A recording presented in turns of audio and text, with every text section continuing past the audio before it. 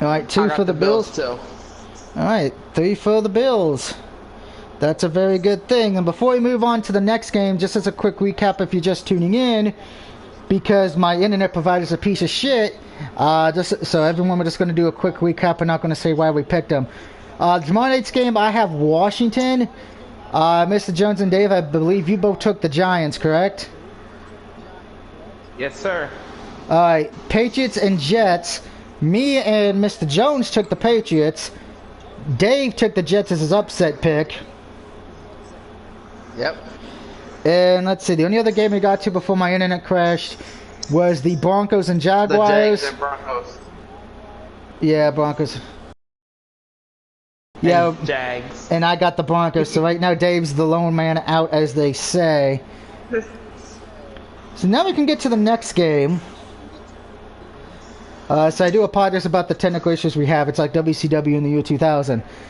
It's a surprise. It's a team of 1-0 teams. It is at home the Philadelphia Eagles, who will boo anything, even a naked woman, taking on the San Francisco 49ers, who, if you watch part 1, they barely got by Detroit.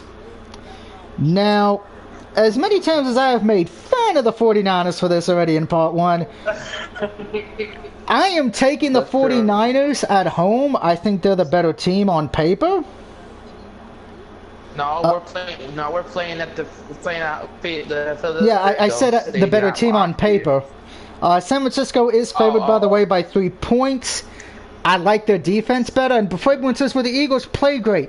They played the fucking Atlanta Falcons, who haven't been relevant since that Super Bowl blowout. So give me the 49ers on the road. And don't hold the ball too long, dude. Just do what you did last week. You're doing good last week. You didn't miss no targets. Keep it up. Dumbass. Oh, sorry, Mr. Jones. You know me. A clean sweep. I gotta do my 49ers. I gotta do my 49ers. So let's go 49ers, yo. No problem. By the way, we're still at the 1 o'clock games in case somebody wants to know. The next game, it is the Los Angeles Rams coming off a big Sunday night win against the Bears, taking on Mr. Jones's Indianapolis Colts. And the Rams are currently favored right now by 3.5 points. Wow. Mr. Jones, I'm going to let you start why the Colts will win.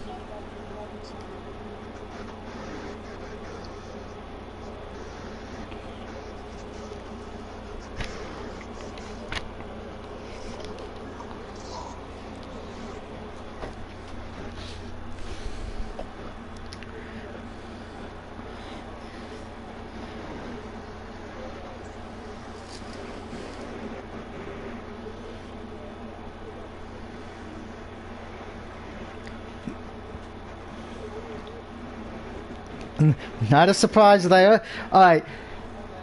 You know what? I took the Rams on Sunday night, and I felt confident with them. The defense played great. Matthew Stafford looks like he's got new life. It looks like he's actually happy to be playing football again, something that a guy in Wisconsin can't say at the moment. So I'm going to take the Rams here again. I trust the Rams right now, so give me the Rams on the road. Alright. I got the Colts over the Rams. It looks like I'm the lone man out. Interesting, but we shall see how that goes. I'm sure if the Colts win, Mr. Jones, you will be hearing an earthquake from Cleveland, Ohio. Moving on, we're going to the Steel City, where Kurt Angle will probably be cheering on the Pittsburgh Steelers as they are at home against the Las Vegas Raiders.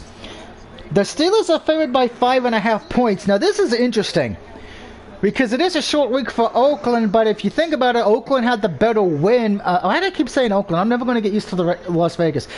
The Raiders played, I think, a better game.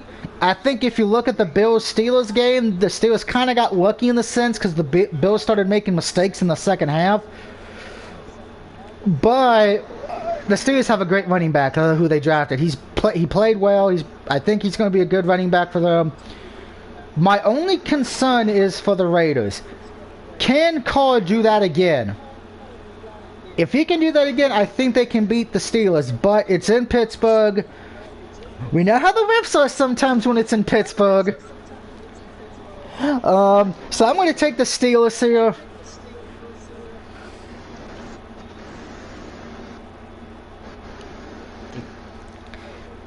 Oh, I got the Raiders over Steelers as my... So that's your lock of the week, Raiders over the Steelers, okay. By the way, I should mention my lock was the Patriots in case somebody missed it.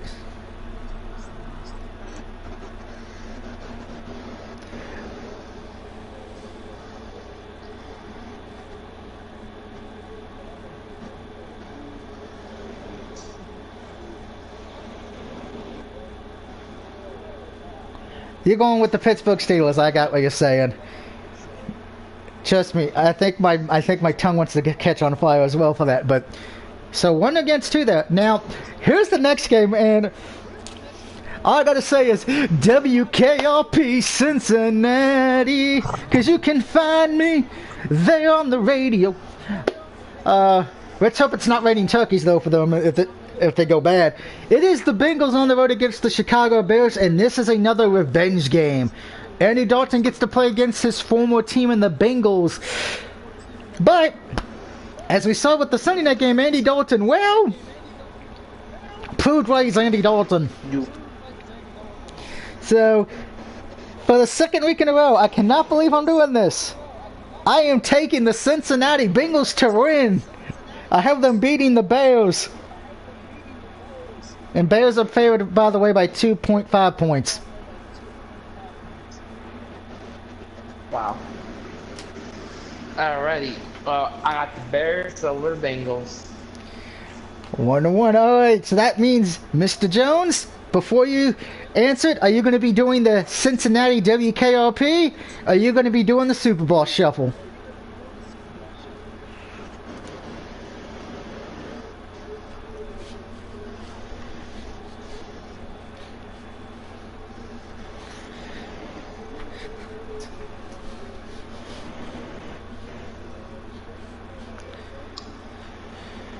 All right, so you're taking the Bengals then, I guess.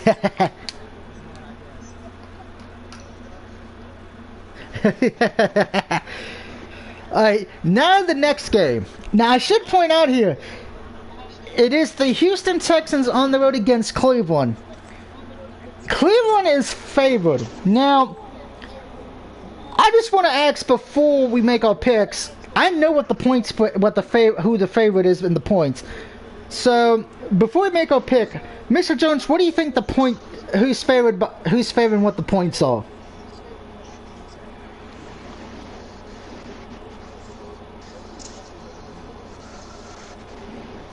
You say Houston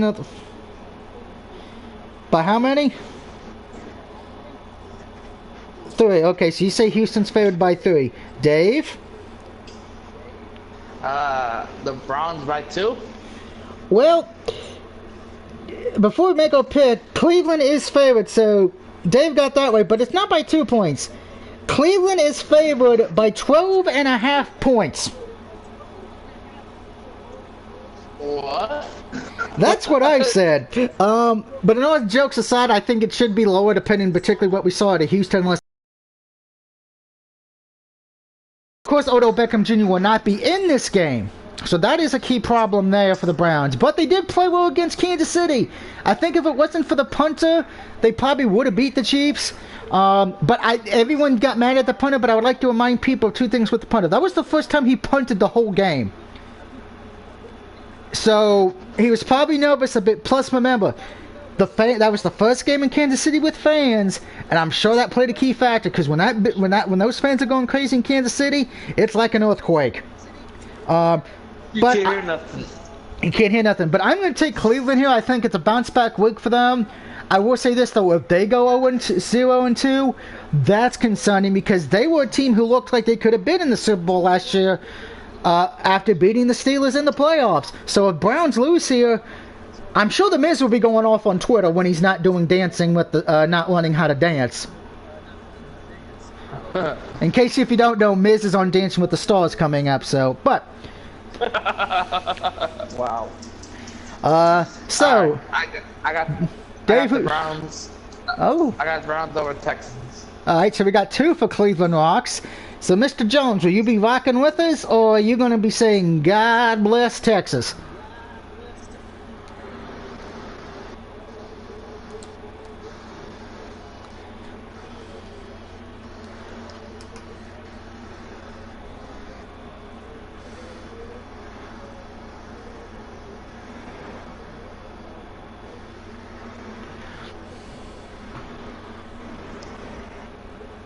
Alright, so we're in agreement there. That's a good thing.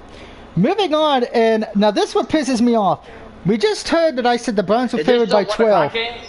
Yeah, we're at the last 1 o'clock game. We got one more 1 o'clock game. That's loud.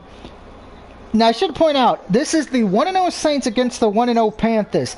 Now, remember how I just said we couldn't believe how Cleveland was favored by 12.5 points? Yeah.